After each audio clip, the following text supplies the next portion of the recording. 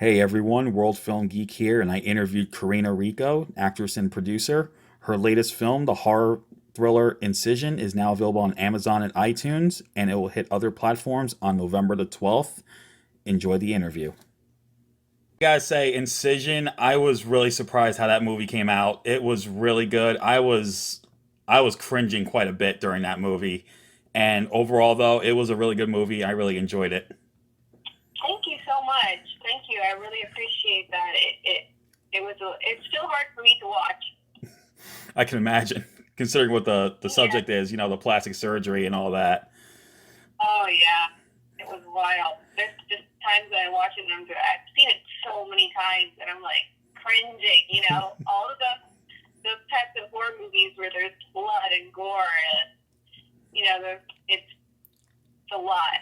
It's so fun. I can imagine. So, my first question is, what was how did you come up with the idea for it, the movie? You know, we wanted to release a horror film and we were just itching to release another film, and we really wanted to jump into horror. It's so fun.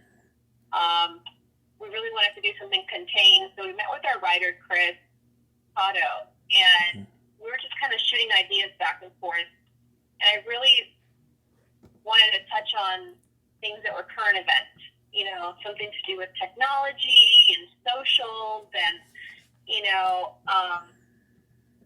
we really loved Saw franchise and movies like that. These contained horror films that were just a lot of fun to watch because we wanted to shoot it efficiently on the producer side. So we were just trying to shoot ideas back and forth. And then finally, Chris came back with, I don't know who had the main idea for this. We were all of us, between the director, the writer, and our two producers, Lee and myself. Mm-hmm. We pretty much were in a writer's room, just shooting ideas back and forth for a good 2 weeks. Mm-hmm. And then finally, Chris kind of got a grasp of the vibe that we wanted and that was what we were going for. And came back to us, presented us with some ideas, and then we inputted some ideas as well. And then we just developed this really cool, unique movie. And then, a lot of ideas get sprouted along the way in the filmmaking process. So there's little touches here and there where, collaborative ideas came to play and everyone got to play in this movie where they're like, oh, this would be cool if we did this, or this would be cool to do that. And, we were inspired by a lot of these big filmmakers and wanted to make a really cool movie. So I'm really glad you enjoyed it. Yeah, like I liked Glassjaw, the other movie you guys did together, and this was a welcome departure. And but I was, like I said, I was still cringing, but the performances were really good, and I liked the little twist with the laptop missing and how it leads to this house of horrors. And I thought that was a brilliant move on your guys' part. Thank you. Thank you. That was one thing where, when we were shooting ideas back and forth, we're like, we wanted to basically intertwine the current, current day of how we all use technology. We're all so reliant on technology, Mm-hmm. and how easily technology, you're following your phone to go pick it up. And I don't know about you, but I've had my sister who's actually we wrote that in the movie. A lot of little things were inspired from our real lives. But my sister, somebody stole her phone, and she actually tracked down her phone, found it in like a very, very bad neighborhood. And my sister is very fearless. She's very, very similar to the character in real life of Becca. Yeah. So that character was really important to me because I have a lot of similarities between the two, the sister relationship. But she tracked down her phone, and things could have gone very, very wrong. And, she pounded on the door, and she was like, give me my phone back. I know you have it. I tracked it here. And she took a knife with her, and I'm like, Crystal, what are you thinking? And she was like, I got my phone back. And I'm like, oh, okay.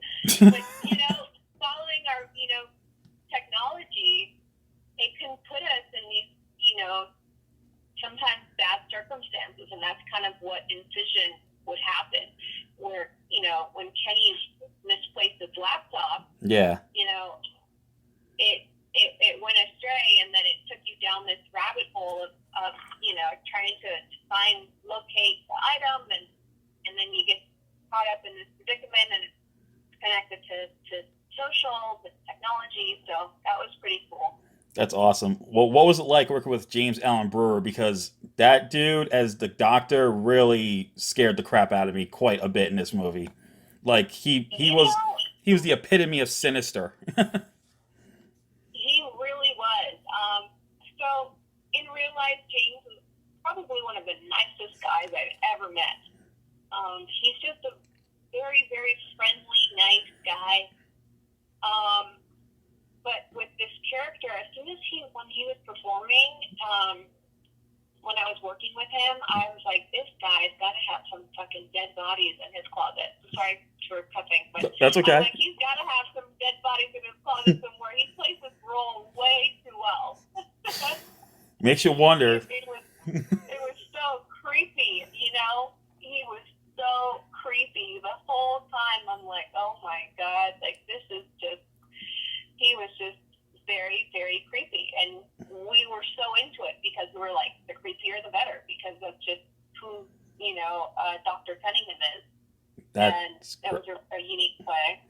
And I gotta say, what really surprised me was Lee's role as your boyfriend. He really it was like the total opposite of Glassjaw. You know, the nice Judge guy. Here he was kind of he was kind of mean spirited towards you, you know, and all that. But when it all comes down to it, I mean, once again, he delivered an excellent performance, hands down. I mean, he was great in it. Oh, thank you. Definitely, he would appreciate that if he was here to hear that. You know, Lee deals with a lot of pressure. You know, he's one of our executive producers, so, you know, when he's not on camera, he is nonstop working, and he fires it at 100 miles an hour. He has the best work ethic of anyone I've ever met in my life. And I've met a lot of people, and I definitely give my hat off to him because he can juggle the two, and it's not easy. Yeah. It's not easy to jump in front of the camera and perform, you know, and then as soon as you wrap, you got to go to work mode, and it's definitely difficult. Yeah. So yeah, he's great. Now I gotta ask, how did you get Costas Mandalore to appear in this movie?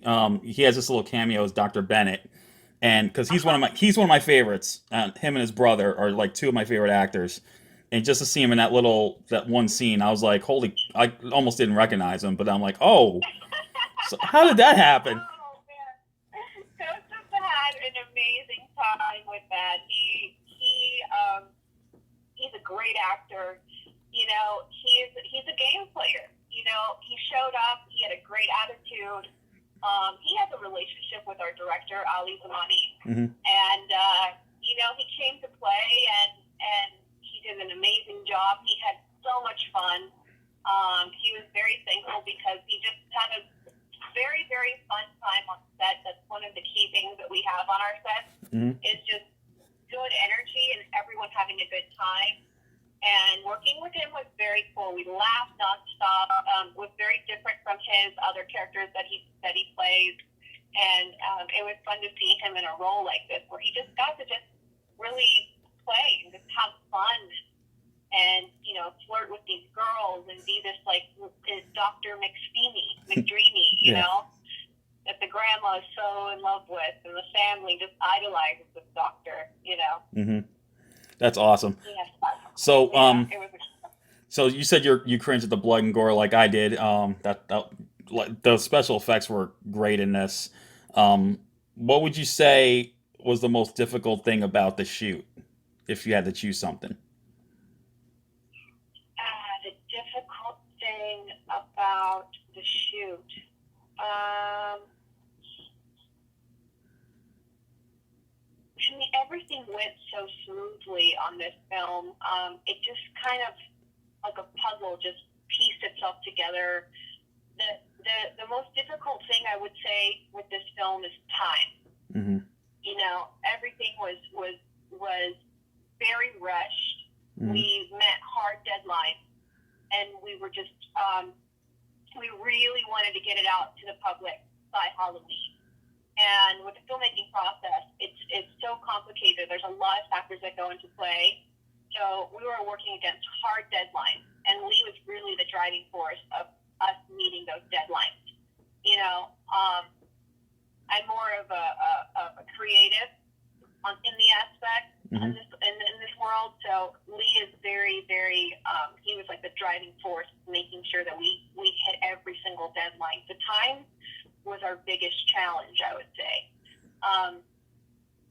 We had a couple of issues here and there with, things that run in, you run into some issues with cast and having issues with, we had a problem that ended up working out fine. One of our actors was allergic to some of the prosthetics, the latex. Yeah. And they didn't know that they were allergic to latex. And after we had done one of our run-throughs of our makeup test, they broke out in this crazy rash and had to rush to the hospital. And we were afraid that we were going to lose one of our actors from this. And luckily, it all worked out. And because if the special effects artists don't know that any of the actors have any allergies to anything, it's a huge burden on production, and it's very costly because those prosthetics and special effects are very, very expensive. Yeah, I can imagine. So basically, all of our prep for that character had to be completely, you don't get reimbursed for anything. So we just had to be out of pocket on that and start from scratch and just figure it out. And luckily, we had some amazing professionals. We worked on the Rob Zombie films, and they were very, very amazing. Chanel was one of our great effects makeup artists, and she really pulled it together with limited resources last minute because things just, everything was happening so fast. Oh, shit, we're losing an actor, this is happening, and you just have to just roll the punches and expect, the worst and hope for the best. Yeah, well, it seems like it went very smoothly. It sounds like, and overall the film was really good, and the ending really surprised me. I feel like there's going to be a cliffhanger, and possibly maybe a potential sequel. Which I don't know if that were to happen. Yeah, I probably would see it, even though I'd probably cringe again because who knows how crazy it would get this time around. We always like to leave our films open-ended for a possible,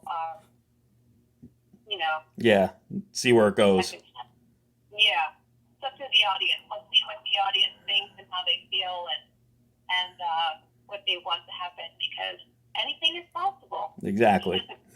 So finally, with TV and production on the rise after the crazy pandemic we encountered this year, are there any new projects in the works that you can talk about? So at the moment, we just wrapped Incision literally right before the pandemic hit. And then we went into post-production during the pandemic. Luckily, we didn't need to do any reshoots or need to have big casting or, anything like that. We didn't have a lot of extras or anything like of those types of issues. But for the future, we had some other films that we had on the rise that we had coming into production. Mm-hmm. But because of COVID, it's kind of it's put a dent in our scheduling production moving forward. So we have to kind of brainstorm of how we can make it work. Only because the next film that we had to go to production is a huge film with lots of extras, with shooting scenes and lots of locations, and it's a very big movie. Mm-hmm. And the bigger the movie, the harder it is going to be with COVID. Yeah, I hear that. That's so the next movie that we do is probably going to be, we don't know yet. We have a couple in our roster, but we're on the drawing board. Yep. Right now. Well, yeah, just see how it goes. Yeah. So Incision is on Amazon right now, if I remember right. and then it's coming out, and then it's coming November 12th to other platforms. And those who want to see a movie about a demented plastic surgeon who love good cringeworthy stuff are going to want to see this film. Korrina was great in it. Everyone was great in it. And Korrina, thank you so much again for taking the time to talk about the movie. Thank you so much. It's currently playing on Amazon and iTunes at the moment right now, and then on November 12th, it will be releasing to all of the rest of the digital platforms. Okay, everyone. I hope everyone hears that. So this is going on. Thank you so much. I really appreciate you. All right, thank you. I appreciate you as well. You and Lee are a great team, and I can't wait to see you guys again in your next movie together. Thank you so much. All right, you take care. Take care. Bye-bye. Bye bye.